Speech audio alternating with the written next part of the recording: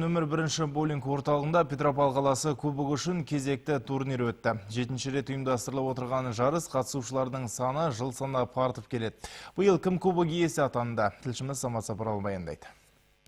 Петропавл қаласының 7-ші кубок ойындарына биыл 16 қатысушы тілек білдіріп, арнайы жарна төлеп турнирге жолдама алған. Мамандардың айтуынша, қатысушылардың 50% жаңадан бақтарын сынап жатқандар болса, жартысы тұрақты ойыншылар. Жарыстың бір ерекшелігі алғашқы қатысушылар мен 13 жасқа дейінгі балалар әр ойынына 8 гандикап, яғни ұпай берілмек.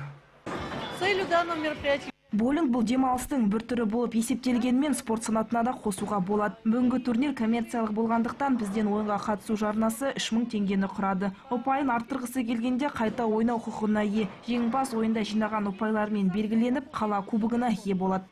Данис Нұрмұхамбетов боулингпен 5 жыл көлемінде айналысып келеді. Алғашқы жылы қалалық жарыстарының бірінің жеңімпазы да атаныпты. Бүгінгі ойында да жеңістен дәмелі Данис қарсыластарының да мықтылығын жасырмайды. Участие в дальних турнирах. Турнирге қатысудағы ең басты жеңіс емес, өзгелермен араласу. Мұнда келіп, демалып, көңіл көтеріп кетуге де таптырмайтын жері. Әркез мұнда отбасымызбен келіп отырамыз. Бүгінгі қарсыластарыма қарап отырсам, бәрі де мықты дайындықпен келгендер. Енді бақшабама көреміз. Боулингті отбасылық спорт демалыс орны деп білетін отбасыларда жоқ емес. Қала кубогына үміткерлердің бірі Вячеслав Гаврисенко әкесімен келіпті. Кейде страйк соғатыным бар. Жүлделі орындардың қатарынан көрінуге тырысамын дейді ол.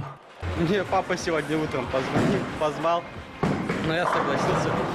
Турнирге мені әкем алып келді. Бұрындары кәсіби ойыншылармен ойнамасам да келіп тұратымын. Бүгін енді жеңімпаз атануға тырысамын. Өйткені шарды домалатудың да өз әдісі бар. Қазіргі менің тәжірибем аз. 7 сағатқа созылған жарыс нәтижесі бойынша 223 ұпаймен бірінші орын және Петропавл қаласының кубогын қала тұрғыны Александр Леусиленси, Дмитрий Калмыков пен Дмитрий Крежок өзара екінші мен үшінші орындарды бөлісті. Самат Сапаралы, Виталий Потираев, ақпарат.